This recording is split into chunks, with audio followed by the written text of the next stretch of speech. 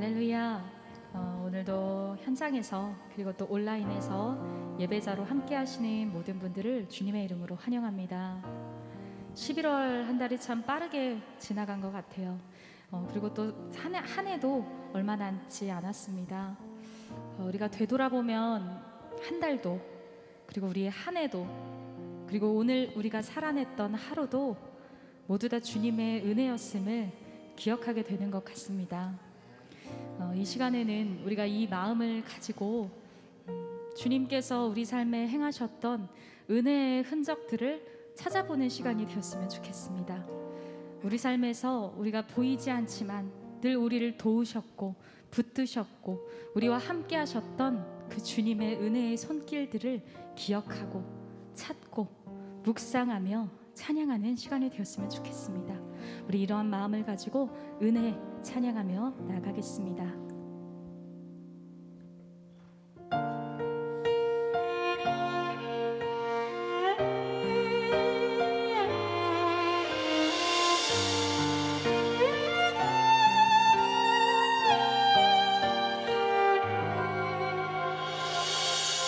내가 누려왔던 모든 것들이,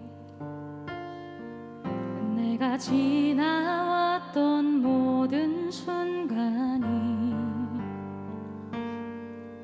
내가 걸어왔던 모든 순간이 당연한 것 아니라 은혜였소. 마치 내가 뜨고 저녁에 노을, 봄의 꽃향기와 가을의 열매,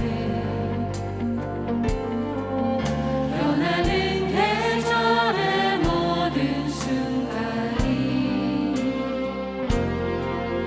당연한 것 아니라 은혜였소. 모든 것이 은혜,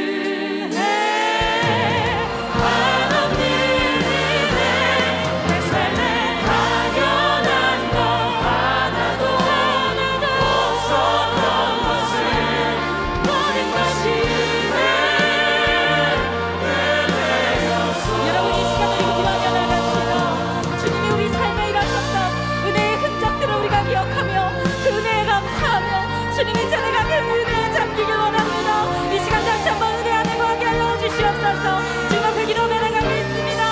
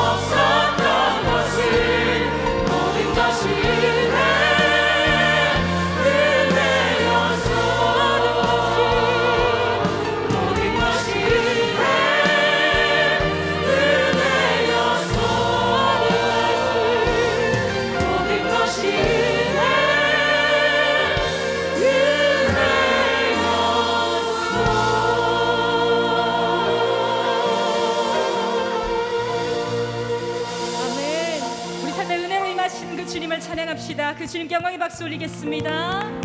아멘.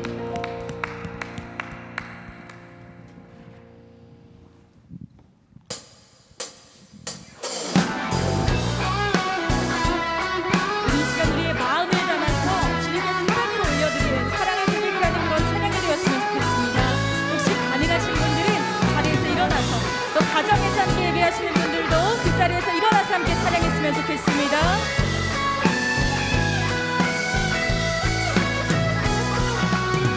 마음을 가득 채운 주 향한 찬양과 사랑 어떻게 표현할 수 있나. 수많은 찬양들로 그만 표현할 수 없어 다시 고백합니다. 다시 한번 내 마음을 가득 채운 주 향한 찬양과 사랑 어떻게 표현할 수 있나. 수많은 찬양들로 그만 표현할 수 없어 다시 고백합니다. 주 사랑해요. 주 사랑해요.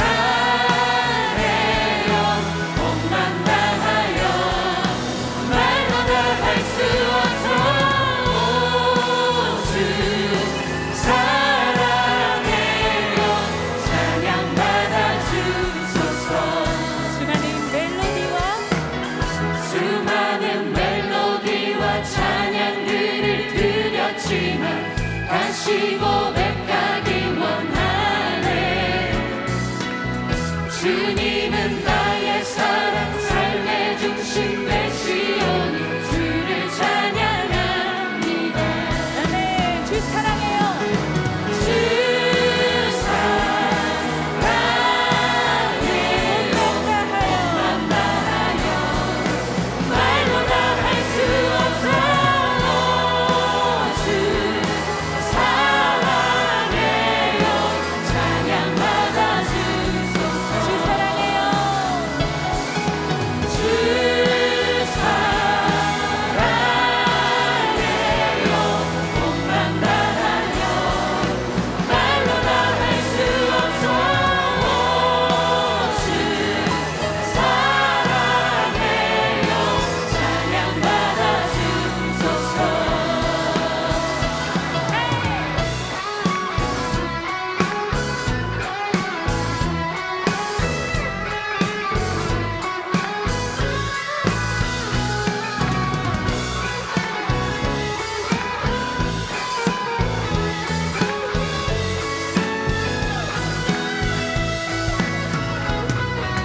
주님 사랑 다시 고백하는 새날 주심 감사해요.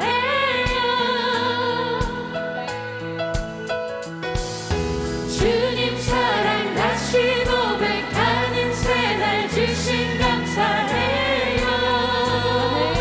주님 사랑.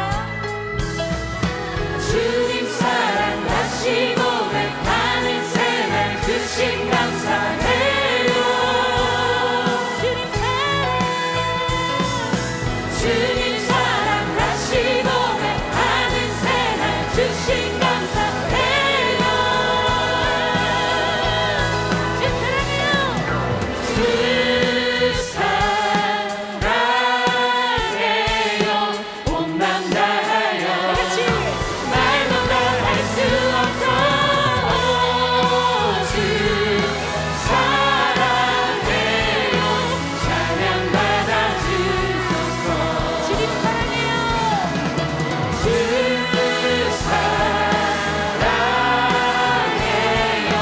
몸만 다하여 말로 다 할 수 없어.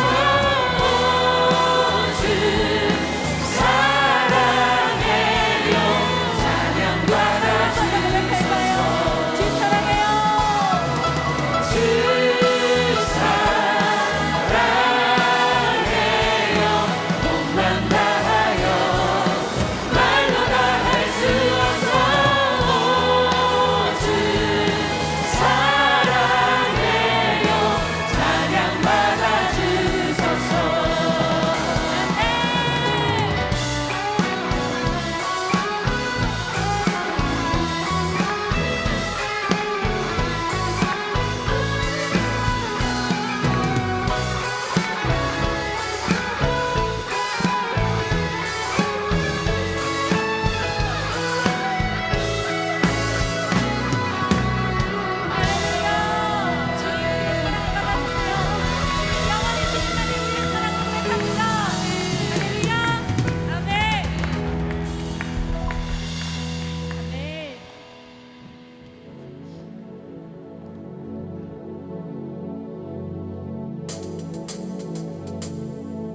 우리 이 시간에는 우리 삶의 크신 능력으로 일하시고 임하시는 그 주님을 우리가 힘껏 찬양했으면 좋겠습니다. 크신 내 주님, 우리가 함께 박수치며 찬양하며 나가겠습니다.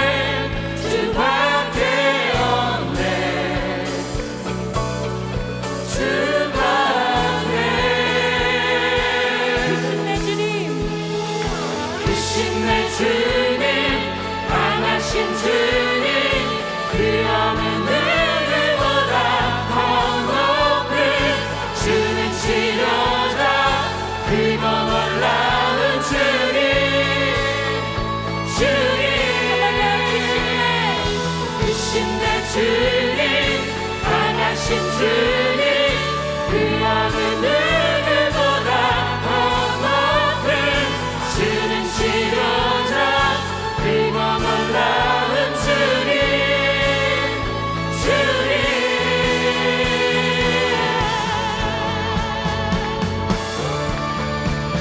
그 무엇과도 비교할 수 없는 주님을 찬양하기 원합니다. 우리 삶을 섭리하시는 그분의 능력을 의지하며 우리가 나가기 원합니다. 이 시간 그 마음을 담아서 함께 찬양합시다. 그누가 멈추리요 주가 함께 하시며 그누가 대적하니 주 함께 하시며 그누가 멈추리요 주가 함께 하시며 그누가 대적하니 주 함께 하시며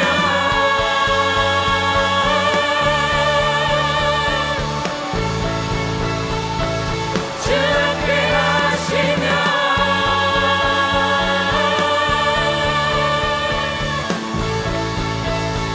우리 함께 상하며 나갑시다. 내 주님 강하신 주님 그 어느 누구보다 더 높은 주는 치료자 그리고 놀라운 주님 여러분 믿으십시오. 크신 내 주님 강하신 주님 그 어느 누구보다 더 높은 주는 치료자 그리고 놀라운 주님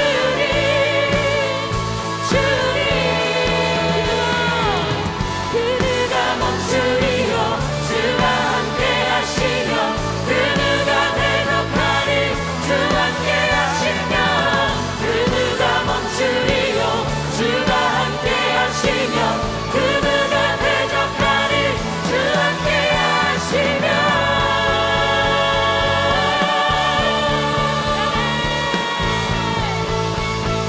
주 함께 하시며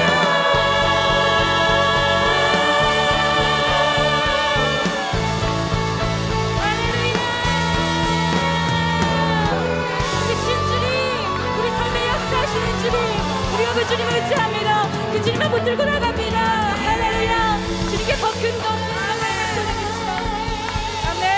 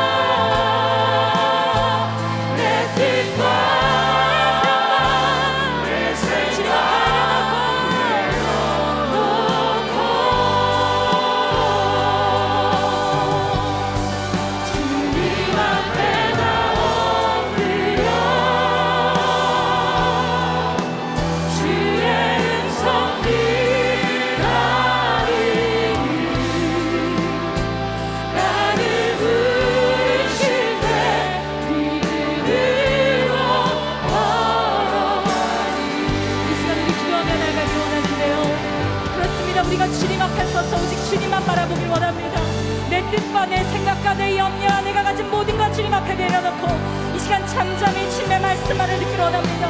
말씀이 내 영혼에 사로잡히게 하시고 말씀이 내 영혼에 들어와 하나님 내 영혼을 다시 회복시켜 주시옵소서. 내가 주님을 바라볼 때 나를 새롭게 하여 주시옵소서라고 우리 말씀을 위하여 예배를 위하여 기도하며 나갑시다. 기도하겠습니다.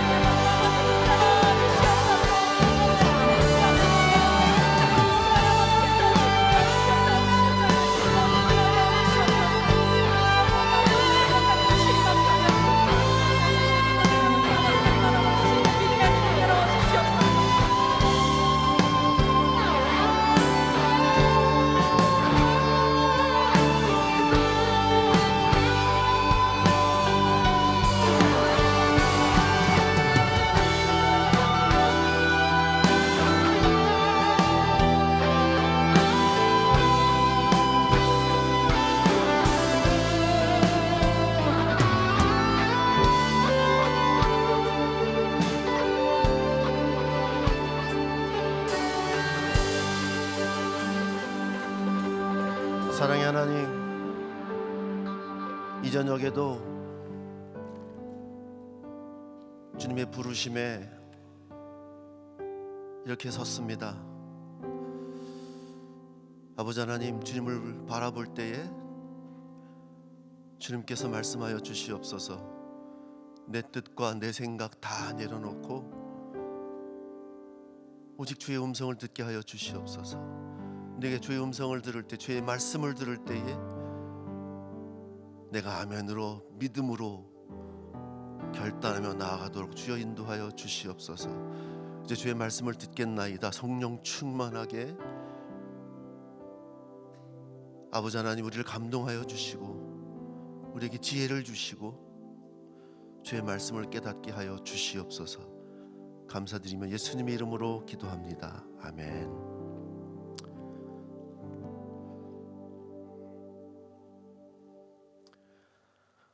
오늘 우리가 함께 나눌 말씀은 누가복음 19장 1절에서 10절의 말씀입니다.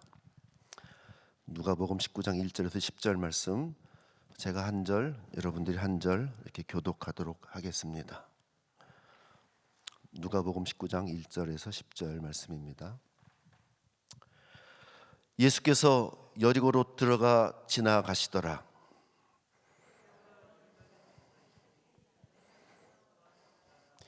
그가 예수께서 어떠한 사람인가 하여 보고자 하되 키가 작고 사람이 많아 할 수 없어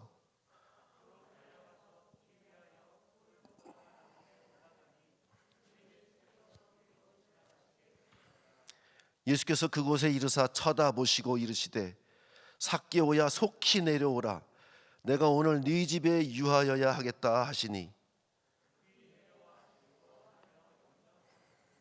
무사람이 보고 수군거려 이르되 저가 죄인의 집에 유하러 들어갔도다 하더라.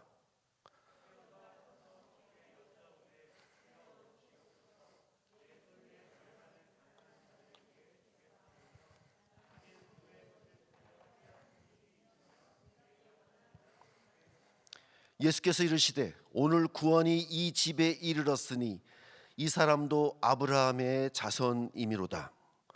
인자가 온 것은 잃어버린 자를 찾아 구원하려 함이니라. 아멘.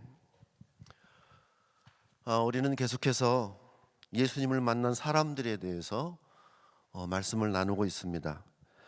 특별히 오늘 제가 여러분들과 함께 나누게 될 말씀은 삭개오에 대한 이야기입니다. 삭개오는 예수님이 십자가를 지시고 예루살렘으로 향해 가시다가 여리고를 들리셨을 때에 만난 사람이었습니다. 그러니까 예수님의 그 사역의 마지막 부분에 만났던 사람 중에 하나였던 것이죠. 예수님 당시에 이 여리고라는 도시는 이 팔레스타인에서 가장 부유한 그런 성읍이었습니다. 이 여리고는 그 종려의 성읍이라는 별명을 가지고 있었습니다. 왜냐하면 그 지역에는 종려나무가 무성했어요. 그리고 발삼향 나무 숲으로 아주 유명했습니다. 또 종려나무과에 속하는 그 대추 야자의 열매와 그리고 발삼 향유를 세계 시장에 이렇게 판매하는 그런 아주 상업으로도 유명한 곳이었습니다. 또한 사해에서 나는 그 소금과 역청과 유황도 거래했기 때문에 이 여리고는 팔레스타인에서 정말 가장 부유한 생활을 했던 그런 지역이었던 것입니다. 또 여리고는 예루살렘을 향해서 올라가는 그 길목에 있었어요. 요단강 저편에서 나가는 그 길목에 있었기 때문에 많은 사람들이 왕래했던 것입니다. 사람들이 많이 왕래했다는 것은 그만큼 돈의 회전이 많았다는 것이죠. 한마디로 돈을 많이 벌어들이는 그런 도시였다는 것입니다.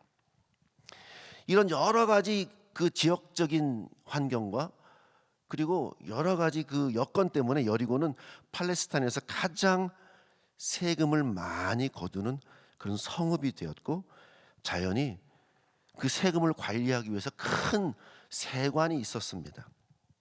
그런데 오늘 이야기하는 이 삭개오가 바로 이 여리고 세관의 세리장이었다는 것입니다.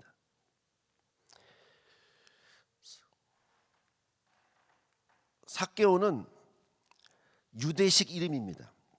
그러니까 삭개오는 틀림없이 히브리인이었어요. 히브리 혈통입니다. 그런데 그 이름의 뜻이 아주 재미있게 순수한 또 의로운이라는 의미를 가지고 있습니다. 언뜻 우리가 생각하는 삭개오 이미지를 생각했을 때는 조금 아주 재미있는 그런 일이 아닐 수 없습니다. 삭개오라는 이름이 순수하다, 또 의로운이라는 의미를 가지고 있다는 것이죠. 이름하고는 전혀 걸맞지 않는 삭개오는 바로 세리 중에 세리였다는 것입니다. 당시 세금을 거두는 세리들은 거의 유대인이었지만 이들은 로마 정부를 위해서 일하였다는 것이죠. 그런데 유대인들은 로마 정부를 너무너무 혐오하고 싫어했다는 것입니다. 그래서 당연히 세리들은 그 유대 민족들의 혐오의 대상이었던 것이죠. 로마 정부는 이 세리들에게 일정 세율을 정해놓고 할당된 세금만 걷어오면 더 이상 관여하지 않았습니다. 이것은 세리들에게 막대하게 뒷돈을 챙길 빌미를 제공하는 것이었습니다. 세금을 거두는 방법은 이 세리장의 재량에 의해서 결정되었는데 로마에 바칠 세금보다 훨씬 더 터무니없이 많이 걷어서 그 차액을 그들이 나눠 갖는 그런 아주 전형적인 관행이 이루어지고 있었다는 것이죠. 침례 요한이 회개를 외치며 침례를 줄 때에 세리들도 그 침례를 받기 위해서 침례 요한 앞으로 나왔습니다. 그때 침례 요한이 그들을 향해서 오죽하면 부과된 것 외에는 거두지 말라, 이렇게 이야기할 정도로 그들이 그 과예로 벗어들이는 그 세금이 많았다는 것이죠. 그것이 아주 횡행했다는 것입니다. 이 세리들은 세리장의 지시를 따랐기 때문에 세리장의 권한은 막강했습니다. 그리고 그들의 조직력 또한 엄청났습니다. 이런 세리들 중에 세리장, 바로 삭개오는 당연히 유대 사람들의 제1혐오의 대상이었습니다. 이 탈무드에 따르면 사람들은 살인자와 세리에게는 거짓말을 해도 좋다, 이렇게 지정하고 있습니다. 이 말은 무슨 말입니까? 세리가 살인자와 동급으로 그렇게 여겨지고 있다는 것이죠. 그만큼 혐오의 대상이었다는 것입니다.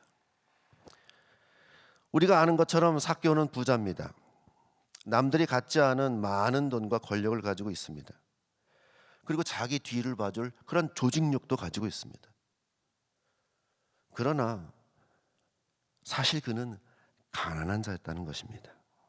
그의 마음과 영혼은 지극히 궁핍했고 메말랐습니다. 삭개오는 부자였지만 마음의 공허함은 그 어떤 것으로도, 그가 가지고 있는 많은 돈으로도 해결할 수 없었다는 것입니다. 권력자 같으나 무력자였고, 특별히 그 작은 키에 대한 열등감 또한 대단했던 것입니다. 그리고 삭개오는 동족들로부터 버림받은 자였고, 그렇기 때문에 늘 소외감과 고독함과 외로움과 싸워야 됐다는 것이죠. 결국 삭개오는 잃어버린 자였다는 사실입니다. 그런데 주변에 많은 사람들 그 누구도 삭개오가 잃어버린 자라고 생각하지 않았습니다.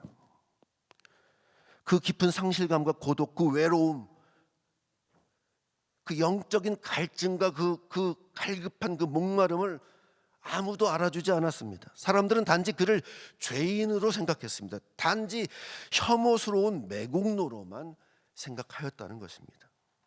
그러나 예수님은 삭개오를 정확하게 알고 계셨다는 사실입니다. 주님께서는 잃어버린 삭개오를 찾으러 여리고로 들어가셨다는 것입니다. 누가복음 19장 10절에 분명히 예수님께서 이렇게 말씀하십니다. 인자가 온 것은 잃어버린 자를 찾아 구원하려 함이니라.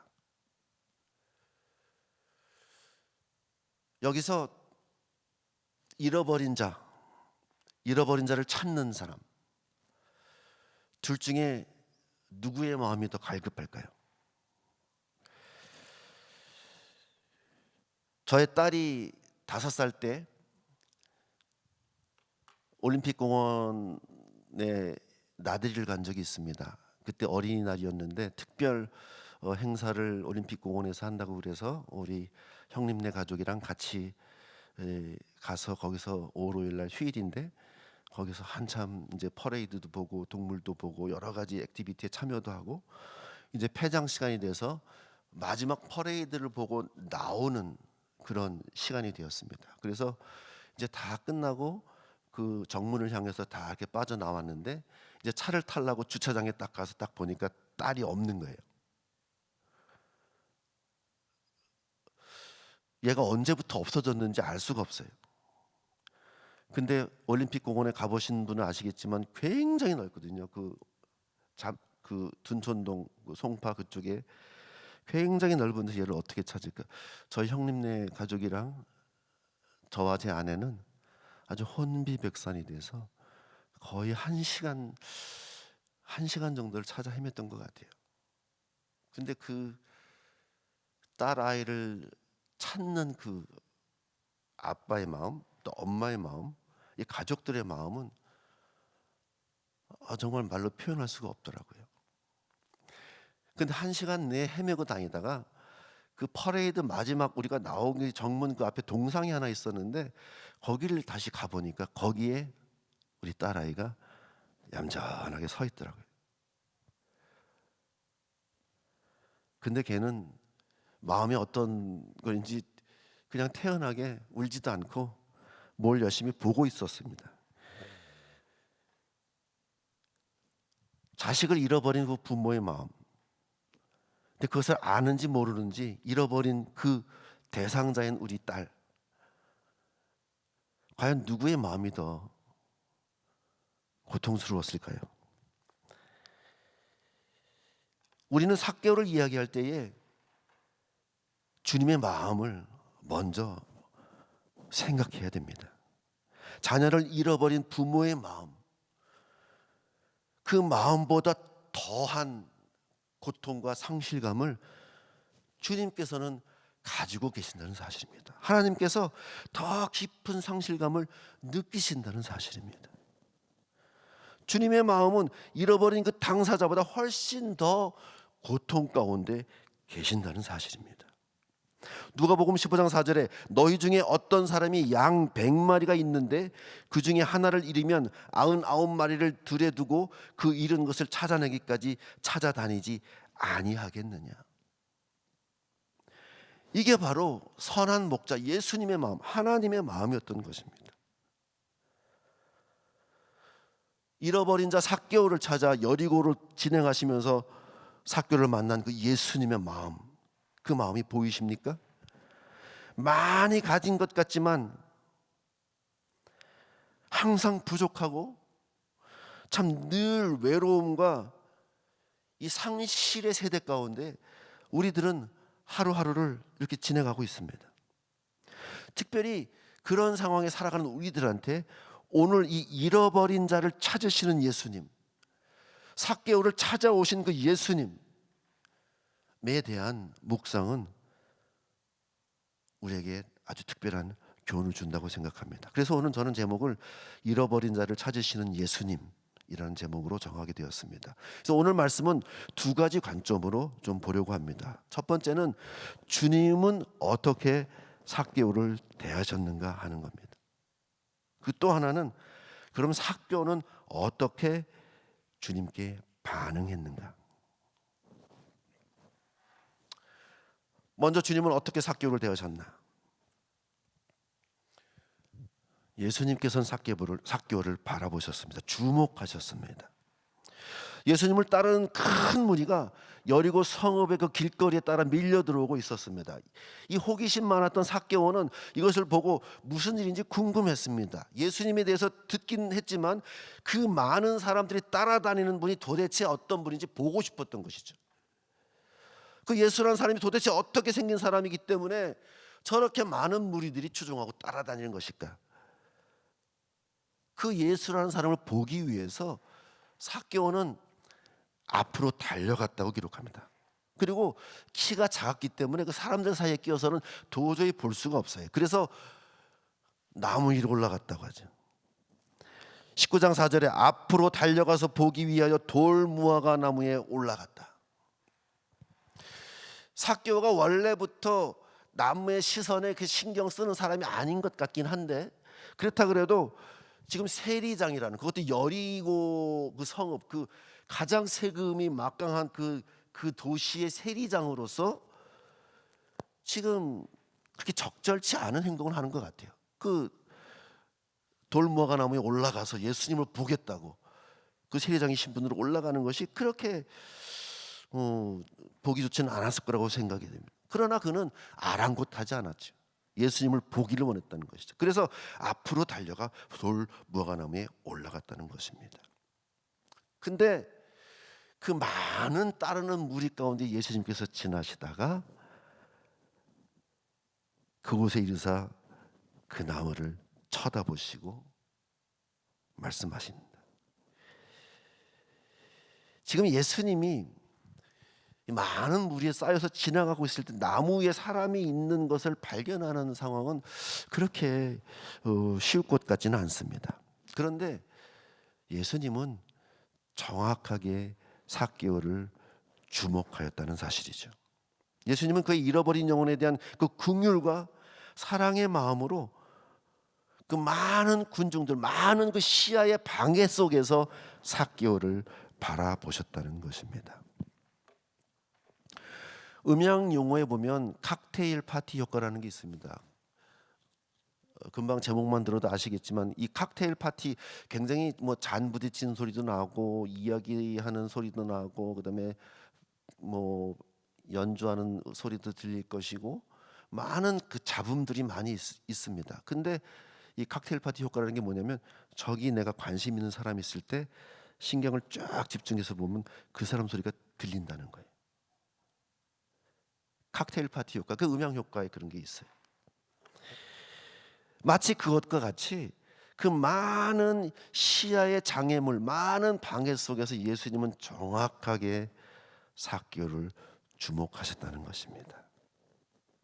그러면서 삭개오의 이름을 부르시고 삭개오에게 명령하셨다는 것이죠. 19장 5절에 삭개오야 속히 내려오라. 내가 오늘 네 집에 유하여야 하겠다. 삭개오는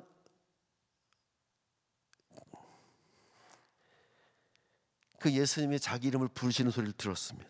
어떻게 내 이름을 아셨을까? 주님은 삭개오의 모든 것을 알고 계셨습니다. 예수님이 이름을 부르신다는 것은 그 존재를 부르시는 것입니다. 예수님은 우리의 모든 조건과 우리의 장점과 단점, 우리의 그 한계, 우리의 성향, 우리의 누추하고 암울한 그 어두운 과거까지도 다 꿰뚫어 알고 그리고 이름을 부르고 계시는 것입니다. 요한복음 2장 24절에 예수는 그의 몸을 그들에게 의탁하지 아니하셨으니 이는 친히 모든 사람을 아심이요. 또 25절에 또 사람에 대하여 누구의 증언도 받으실 필요가 없었으니 이는 그가 친히 사람의 속에 있는 것을 아셨음이니라. 예수님은 삭개오에 대해 완전히 알고 계셨으며 그가 무엇이 필요한지도 정확하게 알고 계셨다는 사실입니다. 그러면서 예수님은 삭개오를 향해서 오늘 네 집에 유하여야 하겠다 이렇게 명령하셨다는 것이죠. 이것은 명령입니다. 삭개오의 동의를 구하는 그런 예수님의 말씀이 아니었습니다. 그저 명령이었어요. 유하여야 하겠다. must. 예수님의 그 의지를 강하게 표현하고 있는 그런 말씀입니다. 예수님이 이런 표현을 종종 사용하셨습니다. 요한복음 4장에 보면 사마리아 우물가의 그 여인에게 물을 달라고 부탁하신 그 사건이 있습니다. 그때도 예수님은 남들이 통과하기를 꺼리는 그 사마리아 길을 굳이 택해서 가시면서 사마리아를 통과하여야 하겠는지라 거기도 must를 사용합니다. 아주 강한 의지를 보이시는 거죠. 그 이유는 무엇일까요? 바로 잃어버린 한 영혼을 바라보시고 그를 구원하기 위해서 가시려고 하는 예수님의 그 강한 그런 의지가 있었다는 것입니다. 예수님은 지금 삭개오에게 여리고 지역의 유대인이라면 그 누구도 가기 싫어하는 그 삭개오의 집에 들어가겠다고 강하게 삭개오에게 명하고 계시는 것이죠. 그러면 삭개오는 예수님의 이런 요구에 어떻게 반응을 했을까요? 예수님의 명령을 듣자마자 삭개오는 반응합니다. 그런데 삭개오의 반응이 아주 재밌습니다. 삭개오는 예수님을 마치 전부터 알고 있었던 것처럼 그리고 마치 기다렸다는 듯이 급히 내려와 즐거워하며 영접하거늘 무사람이 보고 수근거려 이르되 저가 죄인의 집에 유하러 들어갔도다 하더라. 예수님과 눈이 맞닿는 순간 그리고 주님이 자신의 이름을 부르는 그 음성을 듣는 순간 삭개오의 마음은 이미 열렸습니다. 그의 얼었던 마음이 녹아내리고 영원히 채울 수 없었던 그가 가지고 있는 많은 돈으로도 어떻게 해소할 수 없었던 그 갈증이 한 번에 해결되는 것을 삭개오는 느꼈던 것입니다. 지금까지 살아오면서 그 누구도 자신에게 그런 관심과 집중을 보여준 사람이 없었습니다. 그러나 예수님은 정확하게 자기를 향하여 삭개오의 집에 유하여야 되겠다고 명하시고 삭개오를 부르고 계셨다는 사실이죠. 삭개오는 주저할 이유가 없었습니다. 사람들의 수군거림 따위는 전혀 문제가 되지 않았습니다. 그는 오직 예수님께만 집중되었고 그는 아주 즐거움으로 예수님을 영접하였다 이렇게 기록하고 있습니다.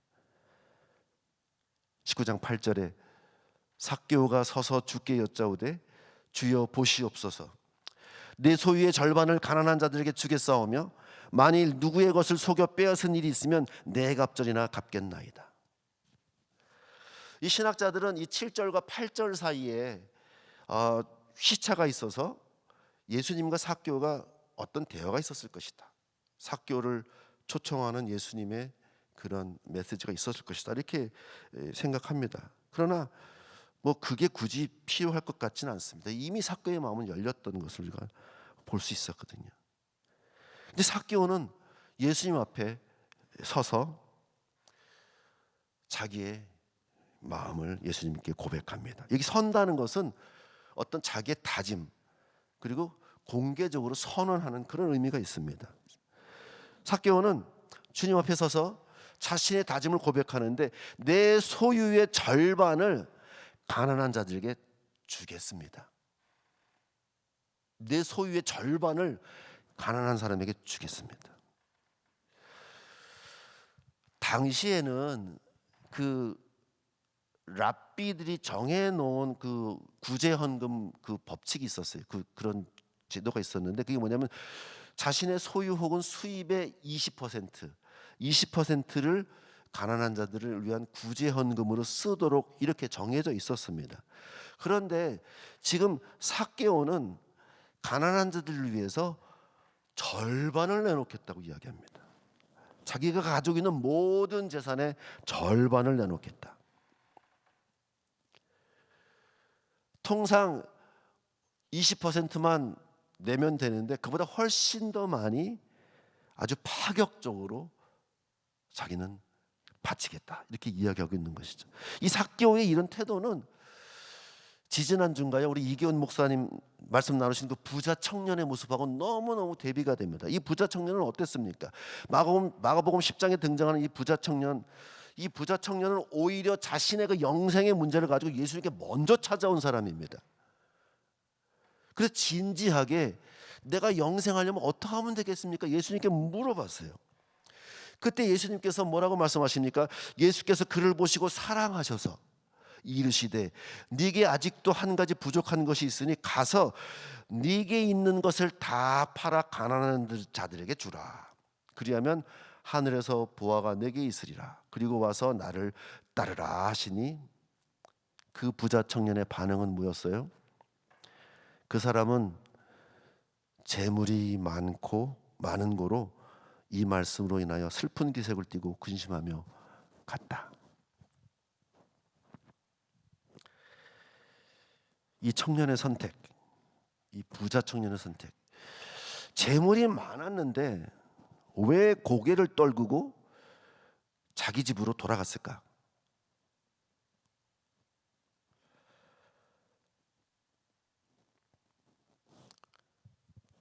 왜 그랬을까?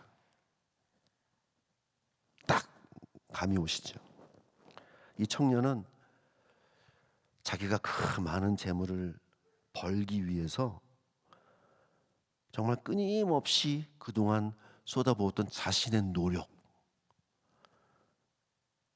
그 자신이 쌓아온 성공, 그리고 자기가 가지고 있는 그 재물이면 얼마든지 누릴 수 있는 그 안전과 그 보장, 그 권력, 그거를 포기할 수 없었던 것입니다. 그 속에는 예수님의 그런 질문과 제안을 받기 전에는 발견되지 않았던 그 부자 청년 속에 감추어져 있었던 그 탐욕이 예수님의 질문으로 해서 밖으로 드러난 거예요. 그래서 부자 청년은 그 탐욕에 여지없이 무너져 버리고 맙니다. 그래서 슬픈 기색으로 영생은 받아야 되겠는데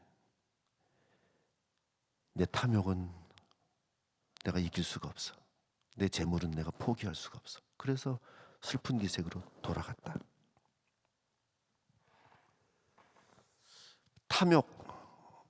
예수님은 간음보다 오히려 탐욕에 대해서 10배나 더 많이 말씀하셨다는 사실을 아십니까? 우리는 자신이 간음을 저지른다는 사실, 뭐 누군가 간음을 저지른다 그러면 아주 명백하게 드러나서 죄인 걸 알 수 있어요. 그런데 자신이 탐욕스럽다, 자신의 그 탐욕에 대해서는 그렇게 인식하기가 쉽지 않다는 거예요. 그게 아는 사람이 많지 않다는 사실입니다. 근데 중요한 것은 하나님은 오히려 물질주의보다 탐욕에 대하여 더 엄격하시다는 사실입니다. 탐욕이 얼마나 하나님을 모욕하는 행동인지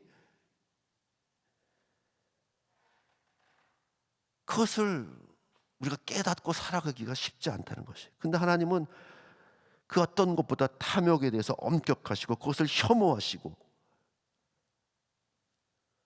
그것을 싫어하신다는 사실입니다. 또 탐욕은 우리가 하나님을 어떻게 생각하는지 가장 잘 보여주는 바로미터 같은 것입니다. 즉 우리가 하나님과의 관계보다 물질에 더 우선순위를 둔다든지 아니면 하나님 이외의 그 어떤 것으로 나의 만족을 추구하는 것, 우상숭배로 우리는 이야기하죠. 그것이 바로 탐욕인 것입니다. 나의 중심적으로 나의 빈 곳을 채우는데 하나님 이외의 것으로 대체하려고 하는 것, 하나님이 제일 싫어하시는 것이죠. 그래서 이 탐욕을 없애는 가장 좋은 해독제는 뭐냐면 바로 자족이에요. 자족. 스스로 만족하게 하는 것. 히브리서 13장 5절에 이렇게 기록합니다. 돈을 사랑하지 말고 있는 바를 족한 줄로 알아라. 그가 친히 말씀하시기를 내가 결코 너희를 버리지 아니하고 너희를 떠나지 아니하리라 하셨느니라.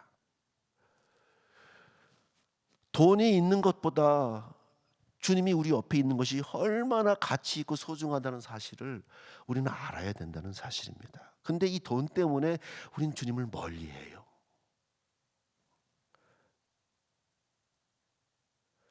돈을 사랑하지 말고 있는 바를 족한 줄로 알아라.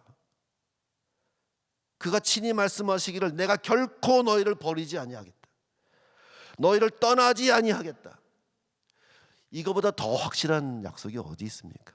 그런데도 깨닫지를 못한다는 사실이에요. 삭개오는 이미 예수님으로 인해 자신의 영적인 궁핍과 갈증을 해소했습니다.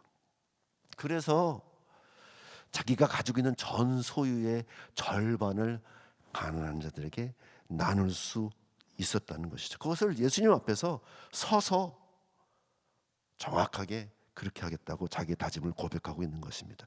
두 번째, 삭개오는 만일 네 것을 속여 빼앗은 일이 있으면 4배나 갚겠습니다. 여기서 만일이라는 그 가정문을 사용하는데 이 말은 삭개오가 부당하게 다른 사람들로부터 갈취한 사실이 없다는 뜻으로 이렇게 자칫 이렇게 들릴 수도 있어요. 하지만 이 맥락의 뜻은 뭐냐면 속여 빼앗은 것은 그것이 어떤 것일지라도 내가 4배를 갚겠습니다. 역시 이 율법에 따르면 부정으로 취한 것들에 대한 그 배상법이 있는데 역시 20%를 배상하면 됩니다. 부정으로 취한 것 그건 20%만 덧붙여서 상환하면 된다고 레위기 6장 5절에 그렇게 규정하고 있어요. 또 남의 것을 도적질한 것, 속여 빼앗은 일이라고 볼 수 있죠. 이 도적질한 것은 4배로 갚아야 됩니다. 근데 지금 삭개오가 정확하게 만일 내가 네 것을 속여 빼앗은 일이 있으면 4배나 갚겠습니다라고 이렇게 예수님 앞에 고백하고 있거든요. 이 사실은 무엇을 이야기하고 있냐면 자기가 도적질을 했다. 도적질을 했는데 그것을 4배로 고스란히 갚겠습니다. 이렇게 약속하고 있는 것이거든요. 그 말은 뭐냐면 내가 도둑놈입니다. 내가 도둑놈이라는 사실을 시인하고 있는 거예요. 정확하게 그렇게 고백하고 있는 거예요. 지금 이 삭개오는 자신이 이 같은 그런 범죄자임을 주님 앞에 고백하며 회개하고 있는 것이죠. 이런 삭개오의 행동은 그 자기중심적인 삶을 전적으로 그동안 자기 삶의 방식과 자기 삶의 어떤 그런 온갖 그 유형들을 전적으로 부정하고 이제 새로운 방향으로 완전히 뒤바뀐 전격적인 회개의 모습을 보여주고 있다는 사실입니다. 오늘 이 삭개오의 고백은 회개의 전형이라고 볼 수가 있어요. 그렇습니다. 회개는 죄에 대한 참회나 죄에 대한 단순한 고백, 여기서 끝나는 것이 아니라 그 후에 전격적인 삶의 방향을 바꾸는 것입니다. 그리고 실천적인 행동을 하는 것입니다. 물론 이 뒤에 삭개오가 실제로 절반을 가난한 자들을 위해서 썼고 또 4배나 갚았다 이런 기록은 없지만 삭개오는 분명히 이렇게 했을 거라고 믿는 거죠. 지금 삭개오가 예수님 앞에 서서 하는 이 이야기는 바로 주님 앞에 내가 죄인입니다. 내가 다시는 이렇게 살지 않겠습니다.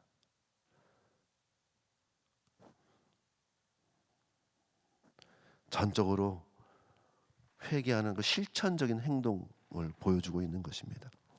여기서 우리가 좀 생각해 볼 게 있습니다. 신학적인 이야기를 조금 하고 싶은데, 그럼 구원은 오직 믿음으로 된다고 알고 있는데 행함이 동반되어야 되는 겁니까? 이런 질문을 할 수가 있어요.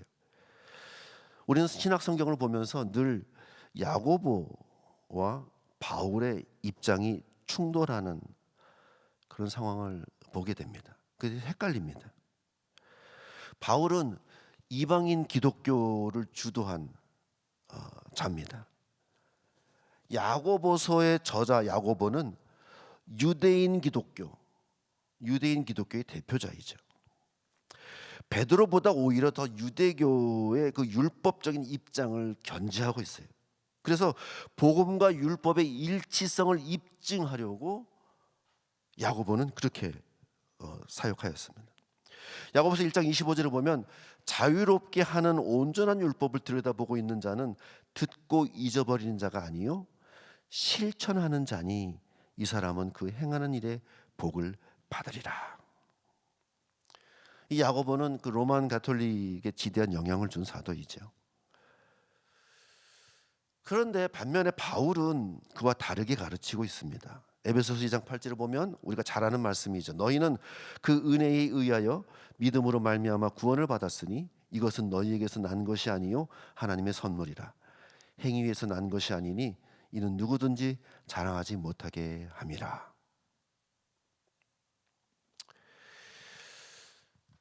이런 어찌 보면 신학적인 갈등, 충돌 이런 것들을 신학자이면서 교회 역사가인 필립 샤프는 이렇게 이야기합니다.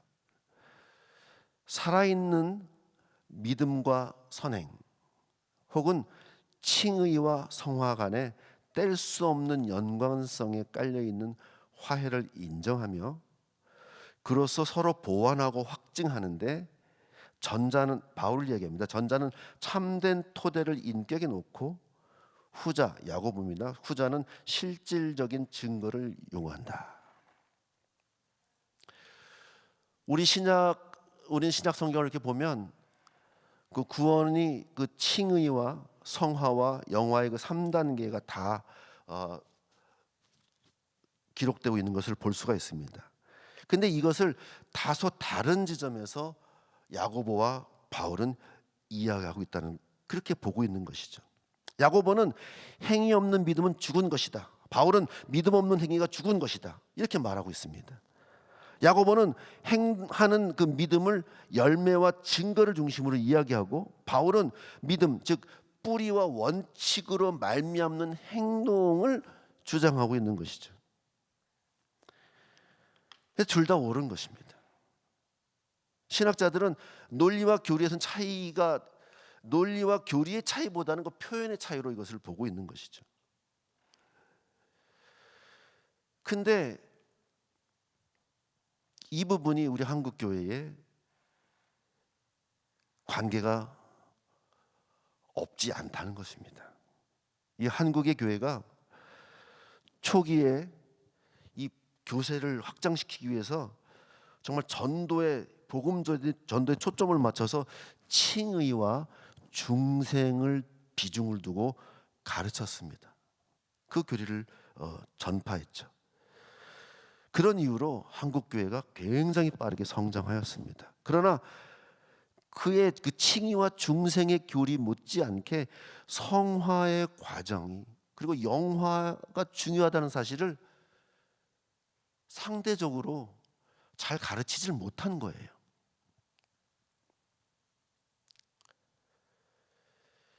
이 칭의의 믿음이 성화의 과정의 그 삶으로 드러나야 되는데 여기 이것만 강조하다 보니까 뒤가 너무너무 약하게 구성이 되어 있는 거예요. 이게 균형이 잘 맞아야 성도들이 세상에서 실제적인 삶으로 빛과 소금의 역할을 할 수 있는데 그렇지 못하다는 사실이에요. 결국 빛과 소금의 역할을 하지 못하면 거꾸로 우리가 구원받은 증거가 무엇인지 그 뿌리와 근본, 그 근본을 우리가 잡기가 아주 모호해지는 것이죠. 반문할 수밖에 없는 것입니다. 우리가 이번 주일날 말씀 나눈 그 고린도서 13장 5절에 이렇게 기록합니다. 너희는 믿음 안에 있는가 너희 자신을 시험하고 너희 자신을 확증하라. 우리는 수시로 우리가 믿음 안에 있는지 우리 스스로 늘 시험하고 확증해야 되는데 과연 그렇게 우리가 살아가고 있느냐? 그것을 우리는 반문해 봐야 된다는 사실입니다. 삭개오의 선택은 예수님을 만난 후 완전히 달라졌습니다. 삭개오는 자신이 그렇게 추구하고 믿었던 재물을 다 내려놓았습니다. 그 자리에 예수님을 올려놨습니다. 이제는 물질이 아닌 풍요는 다른 그 어떤 것보다 예수님의 가치가 소중함을 삭개오는 잘 알았기 때문에 그런 것입니다. 그래서 그는 자기가 가지고 있었던 어떻게 해서든 많이 끌어모으려고 했던 그 재물들, 그 돈을 가난한 자들을 위해서 그리고 자기가 토색한 것들의 4배나 갚는 그런 결단을 행했다는 것이죠.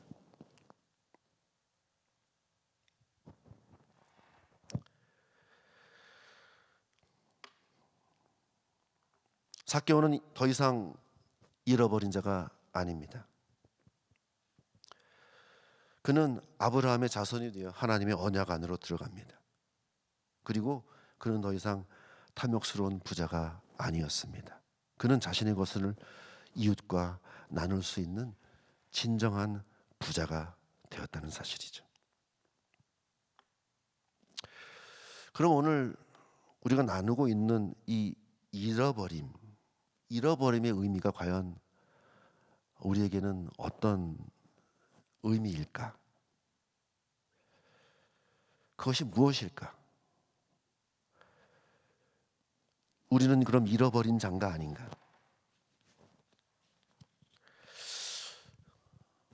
우리는 누구나 다 한두 가지쯤은 잃어버리고 사는 사람인 것을 다 인정하실 것입니다. 100% 우리가 내가 다 챙기고 산다? 그렇게 말할 수 없을 것입니다. 가지고 있어도 어디에 두었는지 못 찾는 게 허다하지요.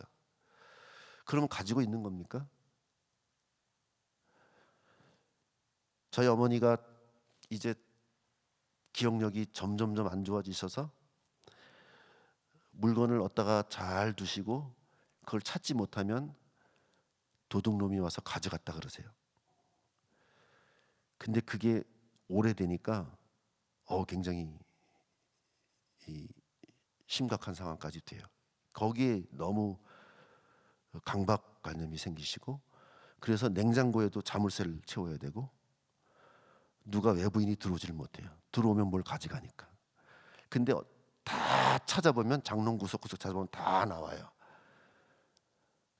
옷장에서 바나나가 나오고 막 그런 일이. 음식 냄새가 나면 감춰두신 거예요. 근데 그 기억을 못 찾아요. 그게 가지고 있는 겁니까? 잃어버린 겁니까? 또 현재 내가 가지고 있다가 할지라도 쓸 수 없는 것들, 무가치한 것들, 그런 거는 가지고 있는 겁니까? 잃어버린 겁니까? 여러분들의 재능, 여러분들의 경험, 여러분들의 열정, 그것들이 땅속에 묻혀 있으면 여러분들이 가지고 있는 겁니까? 잃어버린 겁니까?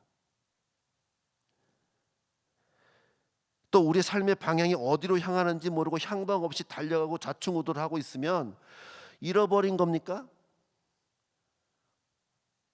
방향을 잃어버린 거 아닐까요? 어디로 가긴 가나요? 어디로 가는지를 모르는데. 그러면 잃어버렸거나 이제 곧 잃어버릴 가능성이 아주 높은 것이죠. 또 우리의 온통 관심이 부동산 혹은 월요일 아침에 그 주식시장, 이게 빨간불인지 파란불인지 여기에 온통 관심을 가지고 그렇게 살아가면 우리 마음은 이미 많이 빼앗겨 있는 것입니다. 그걸 절제하지 못하고 다스리지 못하고 서로 알고는 있는데 만남이 없고 소통도 없으면 그 관계는 잃어버린 겁니까? 존속되는 겁니까? 그 관계는 잃어버리거나 버렸거나 아니면 이제 잃어버릴 가능성이 많다는 것이죠. 자녀와 내가 진지하게 대화해 본 기억이 언제인지 그 기억이 안 난다면 심각하게 잃어버리는 것이 있습니다. 자녀가 그냥 자녀가 아니고 아니면 잃어버릴 가능성이 많은 것이죠. 교회 다니긴 다니는데 마음이 주님으로부터 멀리 떠난 사람들 역시 잃어버린 자들입니다. 처음 믿었을 때 그 뜨거운 열정들이 다 식어버린 잃어버린 자들, 내가 주를 향한 열정이 다른 어떤 것으로 대치되어 버린 것, 그것도 잃어버린 자입니다. 내가 뜨겁게 찬양하며 예배드린 적이 언제였는지 생각도 안 나는 사람, 그런 성도들. 내가 눈물을 흘리며 기도한 적이 언제였었지? 내가 말씀을 읽으면서 가슴을 치고 무릎을 치고 정말 심장을 호흡하는 이 말씀의 능력을 느끼며 그렇게 살아왔던 그런 순간들을 여러분 기억하십니까? 그 기억이 사라졌다면 우리는 잃어버린 자입니까? 아닙니까?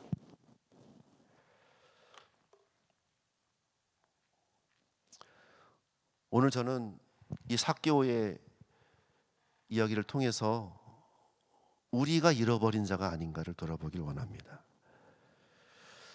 주님을 처음 영접했을 때, 그 성령의 뜨거움을 체험했을 때 정말 하늘이 다르게 보이고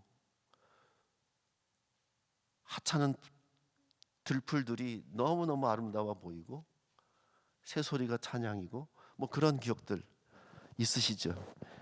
그게 언제인지 그 처음 사랑을 잃어버린 나의 신앙의 모습은 아닌가. 사랑하는 성도 여러분, 우리 인생은 누구나 잃어버린 양과 같습니다. 한번 길을 잃은 양 한번 상상해 보십시오. 벼랑 끝에 양이 있을 때 그 양을 빨리 구해내지 않으면 그 양은 낭떠러지로 떨어지거나 아니면 맹수에 잡혀 죽게 되거나 이 양을 도둑질하는 도둑놈한테 도둑 맞아 버리게 되겠죠. 빨리 구하지 않으면 그 양은 아주 심각한 상황에 빠지게 될 것입니다. 그 마음으로 예수님께서 지금 여러분들을 부르고 계신다는 사실입니다.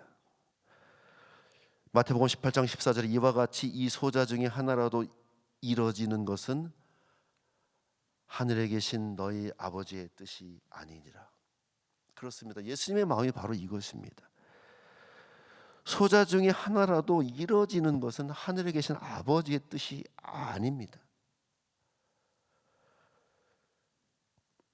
하나님께서는 사랑과 긍휼이 한량 없으시고 그 사랑으로 한 사람도 멸망치 않고 다 구원받기를 원하고 계신다는 사실입니다. 그 하나님께서 지금 불의한 인생들을 향하여 손을 펴시고 부르고 계신다는 사실입니다. 이름을 부르고 계신다는 사실입니다. 나에게 와라. 이사야 1장 18절에 여호와께서 말씀하시되 오라 우리가 서로 변론하자. 너희 죄가 주홍 같을지라도 눈과 같이 희어질 것이요 진홍같이 붉을지라도 양털같이 되리라. 오라 너희 모든 목마른 자들아 물로 나오라. 돈 없는 자도 오라. 너희는 와서 사 먹되 돈 없이 값 없이 와서 포도주와 젖을 사라. 너희가 어찌하여 양식이 아닌 것을 위하여 은을 달아주며 배부르게 하지 못할 것을 위하여 수고하느냐. 내게 듣고 들을지어다. 그리하면 너희가 좋은 것을 먹을 것이며 너희 자신들이 기름진 것으로 즐거움을 얻으리라. 너희는 귀를 기울이고 내게로 나와 들으라. 그리하면 너의 영혼이 살리라. 하나님의 음성입니다. 또 예수님께서 이렇게 말씀하셨습니다. 수고하고 무거운 짐진 자들아 다 내게로 오라. 내가 너희를 쉬게 하리라.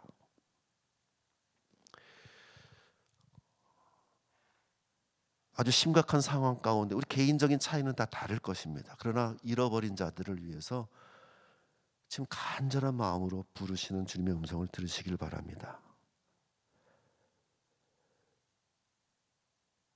오늘 삭개오의 이야기가 우리에게 주는 그 메시지의 그 핵심은 지금 이 순간에 주님께서 잃어버린 자를 찾고 계신다는 그 음성입니다. 우리는 어떻게 해야 될까요? 삭개오의 그 절박함이 우리에게도 있을까요? 그 절박함을 회복해야 되는 게 우리의 적용입니다. 체면을 불구하고 앞으로 달려나가 나무 위에 올라갈 그런 마음을 가지셔야 됩니다. 여러분들 잃어버린 모습들을 발견하면 그대로 계시지 마시고 주변의 시선을 개의치 마시고 앞으로 달려나가 나무로 올라가서 주님을 보기 위해 나가야 된다는 것이죠. 또 주님께서 부르실 때에 급히 내려와 그 주님의 부르심을 영접해야 된다는 것이죠. 또 진심으로 즐거워하며 그분을 영접했다고 오늘 말씀은 기록하고 있습니다. 우리도 그런 마음으로 주님의 부르심에 반응해야 된다는 것이죠. 다른 사람들이 수군거리든 말든 뭐라고 말하든 내가 정말 주님을 영접할 것인가? 나의 그 잃어버림을 발견해서 나의 잃어버림을 인정하고 그 주님을 내가 영접할 것인가? 이것을 결정해야 된다는 것이죠. 그리고 그 주님 앞에 서서 나의 소유를 내가 그렇게 의지하고 내가 그렇게 아끼고 정말 내가 최상의 가치로 여겼던 그런 것일지라도 주님 앞에 다 내려놓고 주님을 그 자리에 모실 수 있는 결단이 필요한 것입니다.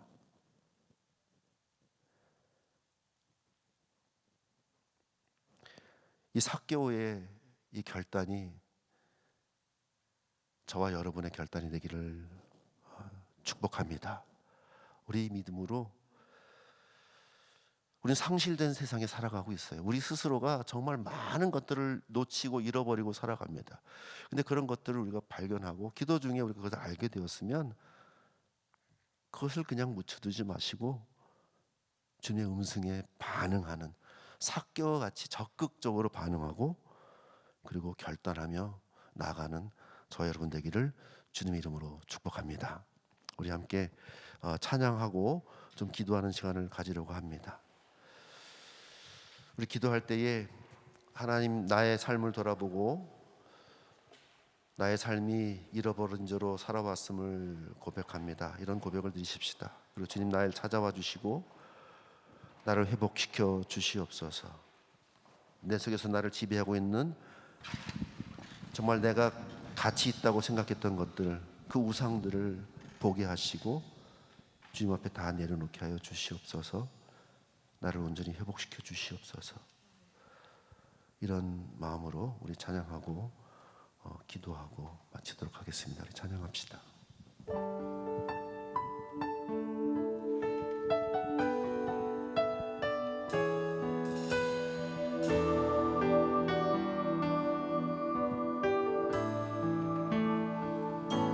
아픈 시절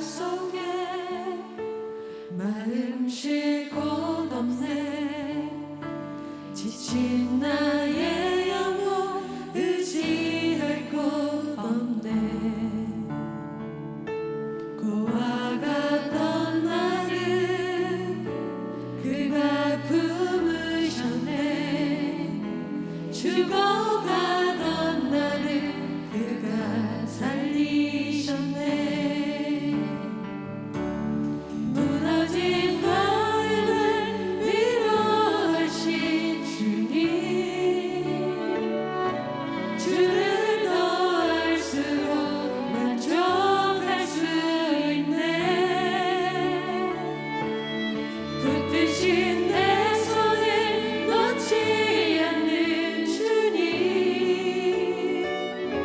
주를 더 알수록 평안을 누리네.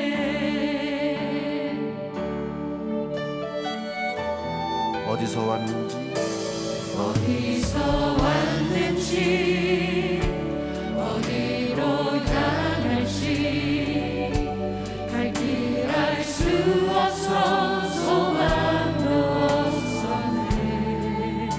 헤매이던 나를 헤매이던 나를 주님께서 부르십니다. 주가 부르셨네. 거룩한 길 위에 나를 세우셨네. 내 삶에 오셔서 길이 되신 내 삶에 오셔서 길이 되신 주님, 주를 더 알수록 감사할 수 있네. 내 모든 걸음에 내 모든 걸음에 동행하는 주님, 주를 더 알수록 새날 기대하네.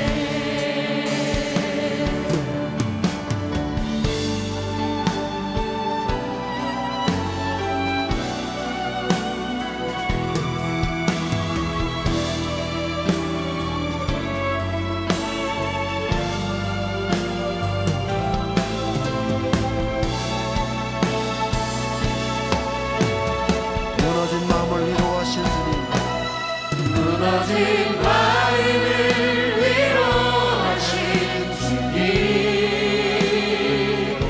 주를 더 알수록 만족할 수 있네. 뜻인 내 손을 놓지 않으십니다. 뜻인 내 손을 놓지 않는 주님, 주를 더 알수록 평안을 누리네. 내 삶에 오셔서 길이 되신 주님, 내 삶에 오셔서 길이 되신 주님, 주를 더 알수록 감사할 수 있네. 내 모든 걸음에 동행하시는 내 모든 걸음에 동행하는 주님, 주를 더 알수록 새날 기대하네. 시간을 주신 말씀을 놓고 한번 기도하겠습니다. 내가 처음 사랑으로부터 너무 멀리 와 있음을 고백합니다. 구원의 감격과 예배의 뜨거움을 회복시켜 주시옵소서. 눈물로 기도하는 삶과 주님의 그 말씀의 그 깊은 그 의미와 그 달고 오묘한 말씀의 그 누림을 늘 갖는 삶을 살도록 주여 인도하여 주시옵소서. 주를 더 알게 하여 주시고 잃어버린 나를 찾아오신 주님, 나의 삶을 변화시켜 주시옵소서. 우리 간절한 마음으로 기도하며 나갑시다. 기도하겠습니다. 아버지 하나님, 그렇습니다. 오늘 산동의 삶을 우리가 돌아보며 주님께서 잃어버린 자를 아버지 얼마나 간절한 마음으로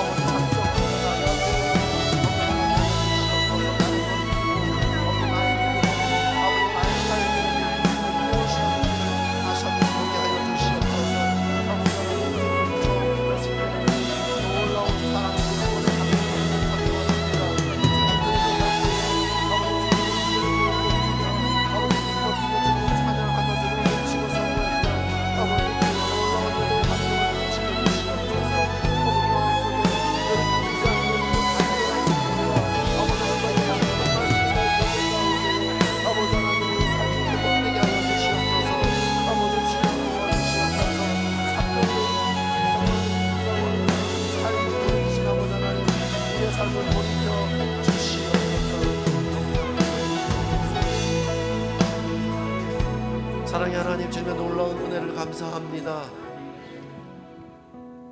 잃어버린 자를 찾아오신 아버지 하나님, 오늘도 동일하게 우리의 이름을 부르시며 내가 네 집에 유하여야 하겠다 이렇게 말씀하시는 그 음성을 듣게 하여 주시옵소서. 그 음성을 듣고 우리가 즉시 반응하며 주님을 온 마음을 열고 가슴을 열고 즐겁게 영접하는 우리가 되도록 주여 역사하여 주시기 원합니다. 내 속에 잃어버린 것들, 찾아야 될 것들, 회복해야 될 것들을 보게 하여 주시고 주님의 자리를 대체했던 많은 것들을 아버지 하나님 보게 하여 주시옵소서. 그래서 다 회개하고 내려놓고 아버지 다시 주님을 그 자리에 다시 모시고 우리의 삶이 온전히 회복되는 그런 삶이 되기를 소원합니다. 아버지 하나님, 주님 도와주시옵소서. 이제는 우리 주 예수 그리스도의 은혜와 하나님의 그 놀라운 사랑과 성령님의 감화감동 충만하게 역사하심이 오늘 함께 예배한 모든 예배자들 머리 위에 이제로부터 함께하기를, 영원히 함께하기를 간절히 축원하옵나이다. 아멘.